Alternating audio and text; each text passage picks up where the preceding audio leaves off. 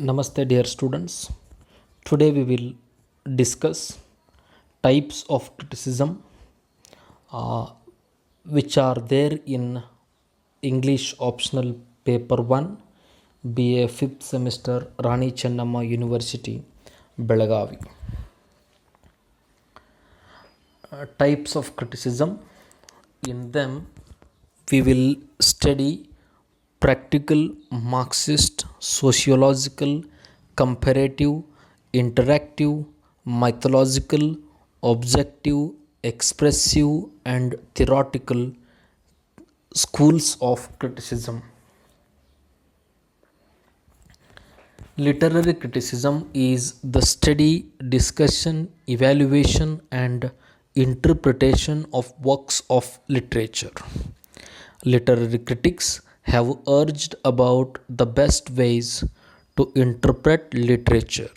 Accordingly, many schools or theories of criticism have emerged, and today we will study among them some schools of criticism. The first one is practical criticism. The objective of practical criticism is to concentrate on the words on the page rather than rely on preconceived or received beliefs about a text. Like the formal study of English literature itself is a relatively young discipline. It began in the 1920s with a series of experiments by the Cambridge critic I.A. Richards. It was I.A. Richards who started this kind of criticism in England in the 1920s. I.A. Richards gave poems to students without any information about who wrote them or when they were written. In Practical Criticism of 1929, he reported on and analyzed the results of his experiments. I. Richards publishes a book in the year 1929 called Practical Criticism, in which he reported the result of his experiment in his classrooms. The objective of his work was to encourage students to concentrate on the words on the page uh, with the intention of bringing attention to words on the page. I. Richards did this experiment. Rather than relying on preconceived or received beliefs about a text. For Richards, this form of close analysis of anonymous poems was ultimately intended to have psychological benefits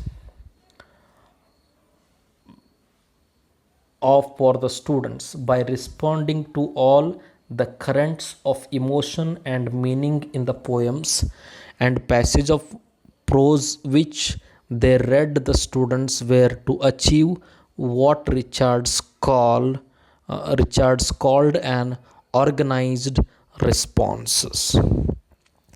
This meant that they would clarify the various currents of thought in the poem and achieve a corresponding clarification of their own emotions. In the work of Richard's most influential student, William Empson, practical criticism provided the basis for an entire critical method. One of the important students of I. Richards, William Empson, has given his own ideas in practical criticism. He wrote a book called Seven Types of Ambiguity in the year 1930, in which he develops his undergraduate essays of Richards into a study of the complex and multiple meanings of poems. The works of Empson had a profound impact on a critical movement known as the New Criticism, the exponents of which tended to see poems as elaborate structures of complex meanings. New critics would usually pay relatively little attention to the historical setting of the works, which they analyzed, treating literature as a sphere of activity of its own.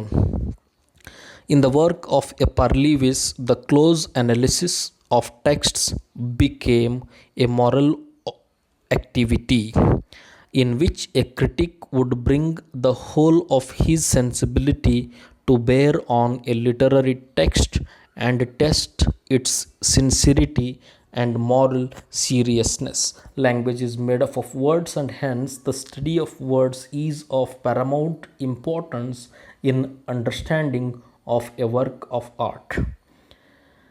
The next method of criticism is Marxist criticism.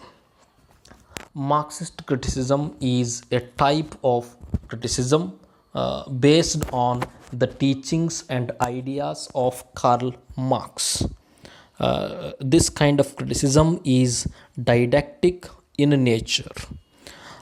In this school, literary works are viewed as the product of work and whose practitioners emphasize the role of class and ideology as they reflect, propagate, and even challenge the prevailing social order. According to Marxist literature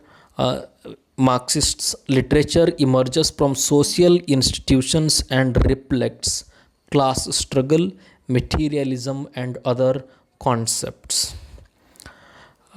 Rather than viewing texts as repositories for hidden meanings, Marxist critics view texts as material products to be understood in broadly historical terms.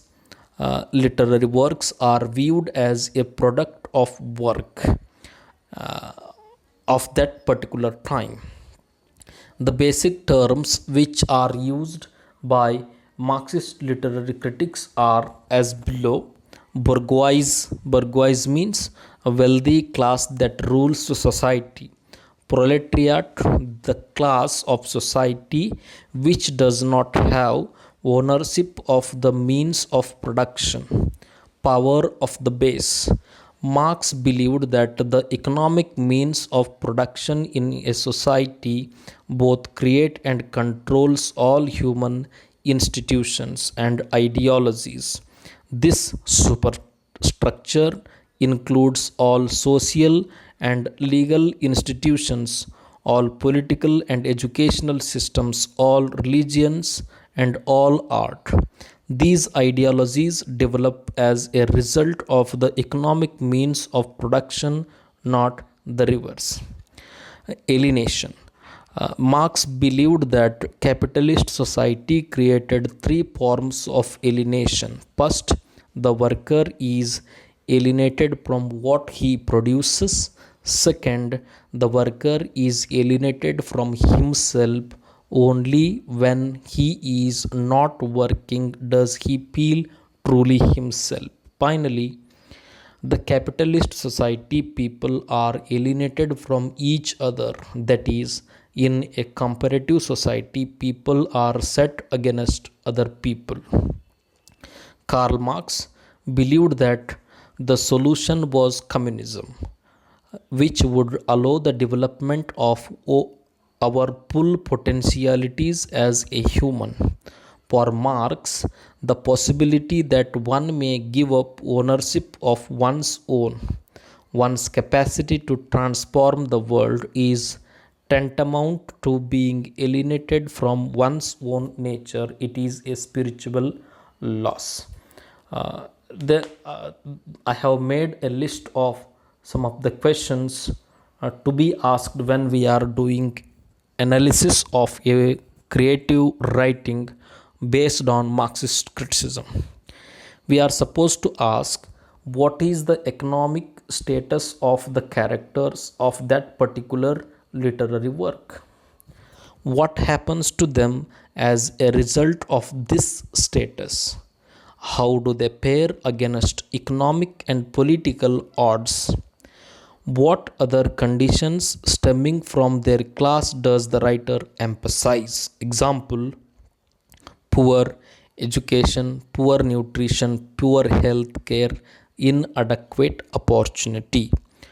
The next question will be: to what extent does the work fail by overlooking the economic, social, and political implications of its material? In what other ways does economic determination affect the work? How should readers consider the story in today's modern economic setting? Now we will move on to the next kind of criticism. It is sociological criticism. It is a branch of historical criticism which was introduced by French historian Taine. According to this method, literature is a shadow of society, and it examines literature in the cultural, economic, and political context in which it is written or received. This kind of criticism explores the relationships between the artist and society. Sometimes it examines the artist's society to better understand the author's literary works. Other times, it may examine the representation of such societal elements within the literature itself. One influential type of sociological criticism is Marxist criticism. There are similarities between Marxism and sociological criticism. This kind of criticism believes that literature is rooted in society, therefore, every work of literature should be judged keeping society as a background.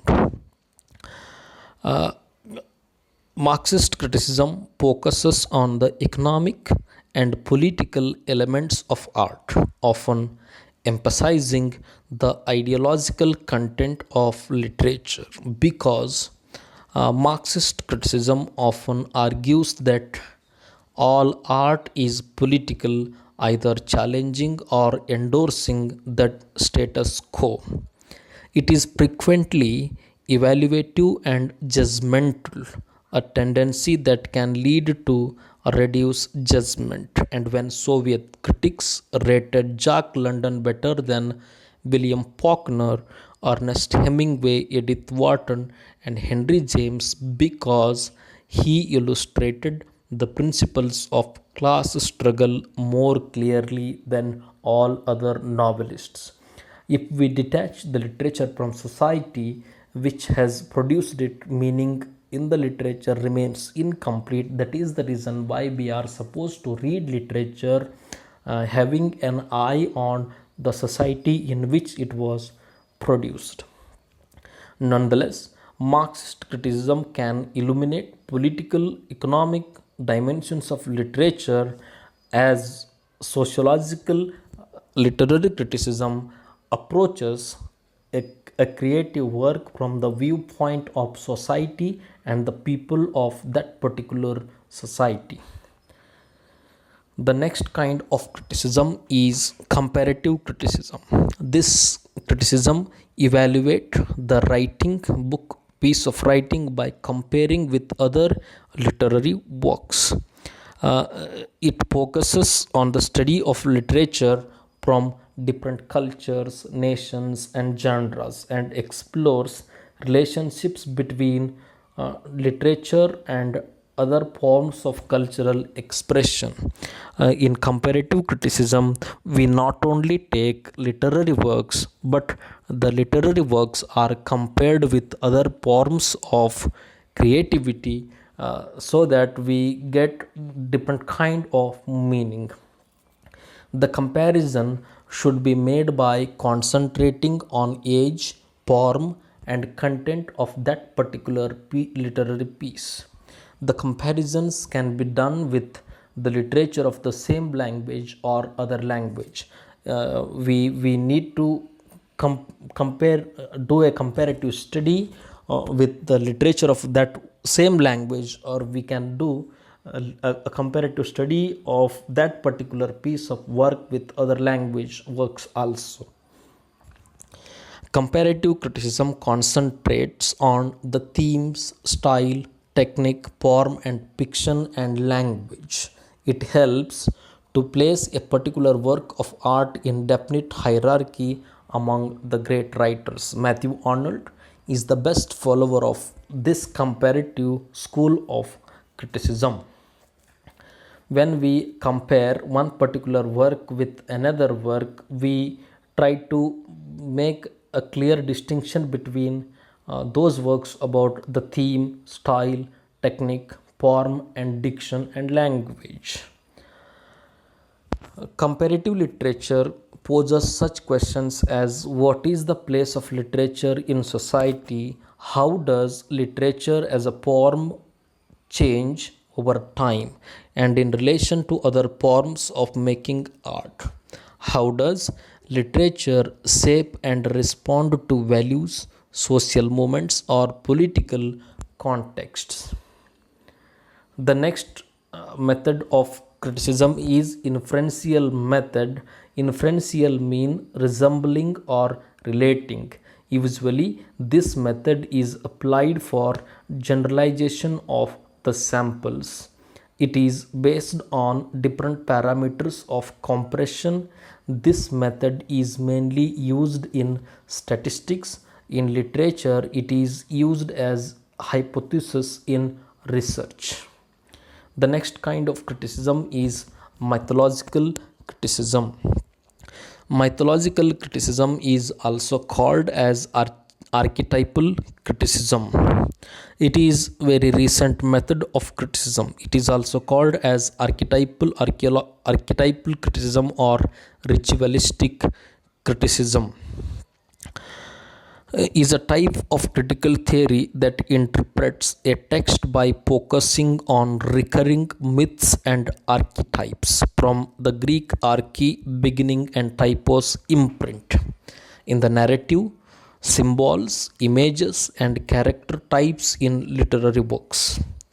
As an acknowledged form of literary criticism, it dates back to 1934 when classical scholar Maud Bodkin published Archetypal Patterns in Poetry. It is a branch of psychological criticism. It deals with the unconsciousness not of the writer but of the entire human race, which is presented in the text. Archetypal criticism argues that archetypes determine the form and function of literary works, that a text's meaning is shaped by cultural and psychological myths.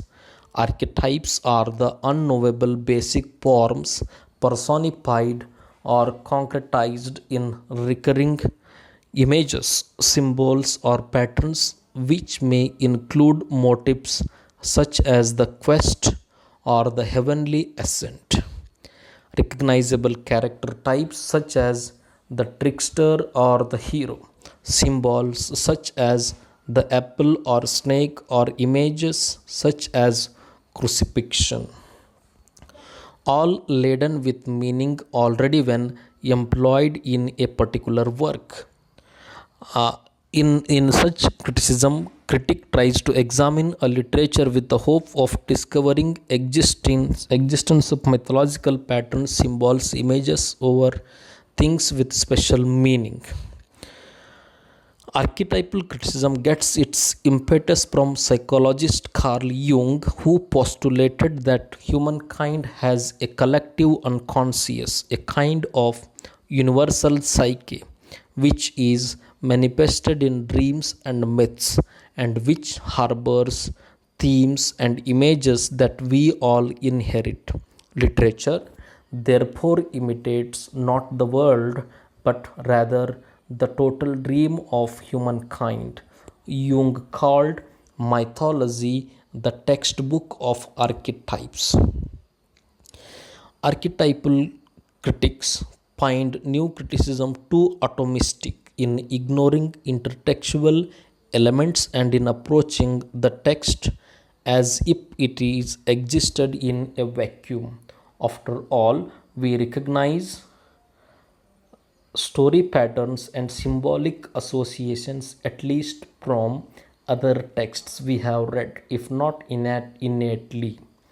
We know how to form assumptions and expectations from encounters with black hats, springtime settings, evil stepmothers, and so forth. So, surely meaning cannot exist solely on the page of a work, nor can that work be treated as an independent entity. Archetypal images and story patterns encourage readers to participate ritualistically in basic beliefs, fears, and anxieties of their age. These archetypal features not only constitute the intelligibility of the text but also tap into a level of desire and anxieties of humankind. The next kind of criticism is objective criticism. It is a type of critical school which judges work of art purely based on facts. Is constructive feedback using only unbiased opinions and facts instead of emotion or personal preference. It is a great way for people to professionally and tactfully suggest improvement to others without making it personal. Giving criticism is not always easy, and if done incorrectly, it can do more harm than good. There are many ways to say the same thing, so make sure you say the right words in a sensitive situation. Learning how to tactfully tell others where they need improvement and make them want to improve are traits of a strong leader. If relevant evidence is denied, objective approach is impossible. This method is very appropriate in science and other fact-based subject, but in literature, words, symbols, and images don't have literal meaning; they convey something else. There are 8 steps to effective objective criticism. The first one is it is good to lead into a critic with some praise. Before starting to criticize a particular work, we need to start with praise of that particular work. Second one is indirect criticism. Uh, I would like to analyze this as show but don't tell. Another way to criticize without hurting anyone's feelings is by approaching the critic in an indirect way, a roundabout way of saying the things. Third one is use yourself as an example. When we are criticizing a particular work, we are supposed to criticize ourselves so that the opposite person will bring about changes in his behavior. Fourth one, be specific. When we talk about someone or someone's mistakes or where they need to improve, we need to be specific so they know exactly where they need to improve and what they need to do to fix the things. We are supposed to use specific examples and give them specific ways to improve. Giving specific examples of what you want from them can help them help you. Fifth point is focus on the problem, not the person. When we are criticizing a work of art, we should not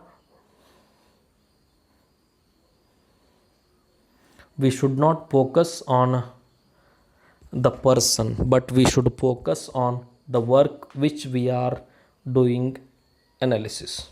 Sixth point is let them keep their dignity. When we are criticizing a work of art, our criticism should not be personal and we should not hurt the dignity of the opposite person. The seventh point is praise all improvements. We are supposed to praise the improvements of a person so that he becomes happy. And the last one is assume the best. Giving someone a positive reputation to live up to is also an effective way of critiquing others. When we are criticizing a particular work of art, first we need to give positive things. We are supposed to praise the writer, then we can do criticism. People always tend to exceed expectations if they feel valuable and have a reputation to live up to. Simply put, if you want someone to improve in a specific way, treat them well and act as if they already are that way. Many times, the best way to objectively critique someone is to praise them and give them value. Before we venture into criticizing one person, we are supposed to praise that person for his work so that he becomes happy and we can see some improvements in his further work. The next kind of criticism is expressive criticism. This school of criticism treats a literary work primarily in relation to the author. When we do expressive criticism, we must bring about a relationship between the author and the text. Uh, Perhaps what one notices first about poetry is its sense of wonderment. Expressive criticism focuses on the artist's emotion. In this criticism, emotions are given more importance rather than the words. Expressive criticism describes poetry as an expression and as an overflow of a poet's feelings. Here we can remember the definition of poetry by William Wordsworth, wherein he says that poetry is a spontaneous recollection of powerful feelings that are recollected in tranquility. And expressive criticism is such criticism wherein emotions are given more importance. Expressive criticism is unlike many other forms of criticism in that it does not focus on the style of writing or grammar or diction. It focuses on what is being said by the author. In such criticism, we do not bother about style of writing or grammatical structure of the sentences or diction.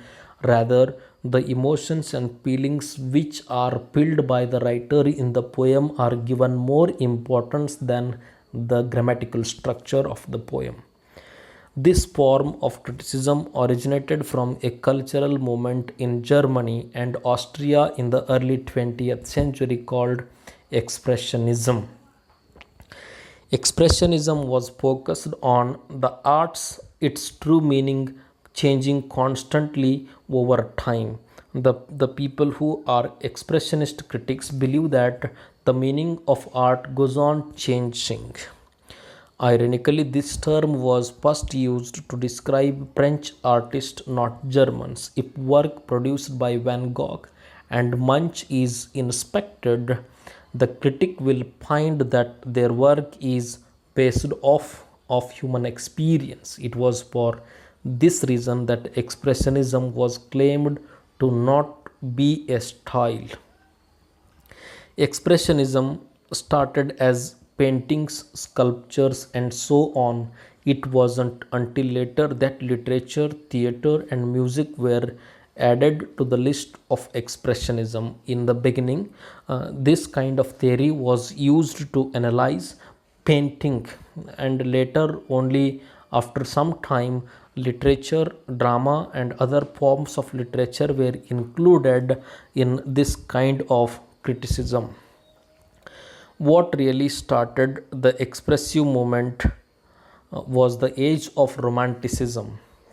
Romanticism, the 19th century or the Romantic age gave more importance to emotions and feelings. That is the reason why Romanticism is considered to be the starting point of Expressionism.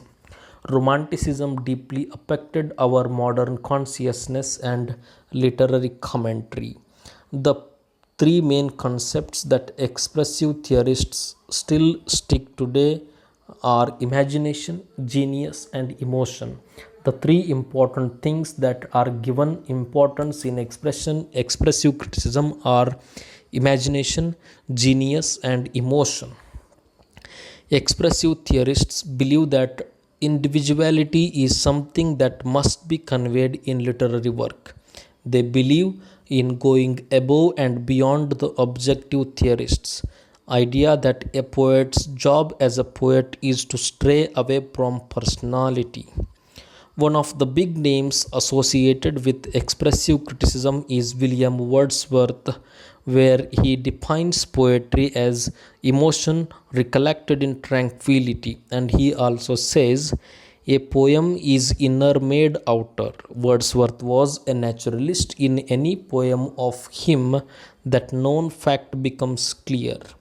He himself always plays a major role in his own poetry. Who he is as a person reflects in his poetry. Other criticisms, expressive writing has really evolved since it first created. It is not only the main writing style of poetry, but it is now used in therapies to help clients better understand their own emotions. The next and last method of criticism is theoretical criticism. It studies the general principles of beauty and truth in work of art. Here, attention is focused not on form or genre but literature in general. This kind of criticism deals with beauty in the text. This kind of criticism is method was practiced by the school for art's sake. Theoretical criticism is concerned with the meaning of ideas, including ideas on which a practice is based. It is concerned with the coherence of meaningfulness of a theory, its correspondence to reality, the validity of its purpose, and the limitations of viewpoint it offers. Theories can be criticized from the point of view of other theories. How much sense does it make? Is it consistent?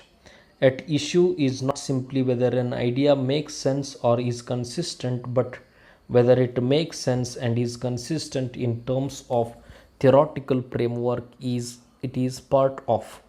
In other words, at issue is consistent is the relationship between many linked ideas. What effect does the adoption of one idea have for a lot of related ideas, and how does a theory relate to all the evidence it can be called upon to explain?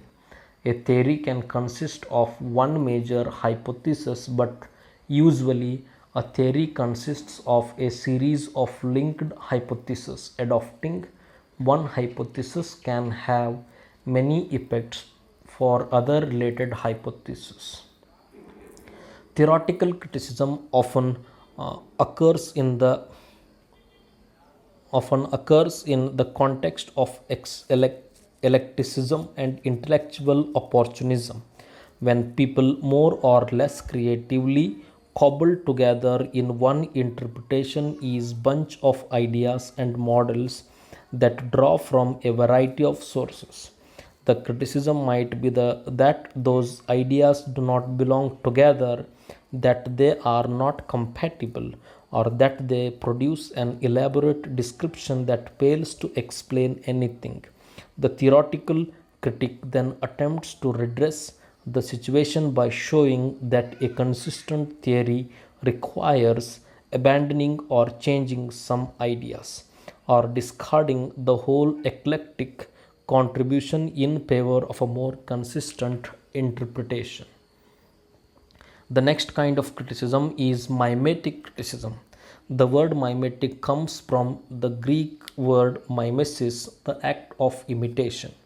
The mimetic poetry of literary criticism places main importance on how well a literary work imitates life. In practice, mimetic critical theory often asks how well the literary work conveys universal truths.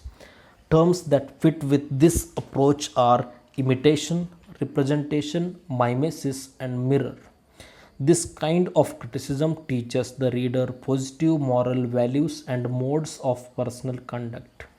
Mimetic criticism asks how does the poem relate to a model of external reality. To conclude, literary criticism is essentially an opinion. It is supported by evidence related to theme, style, setting, or historical or political context. It includes discussion of the work's content and integrates your ideas with other insights gained from research. Literary criticism may have a positive or a negative bias. Thank you very much.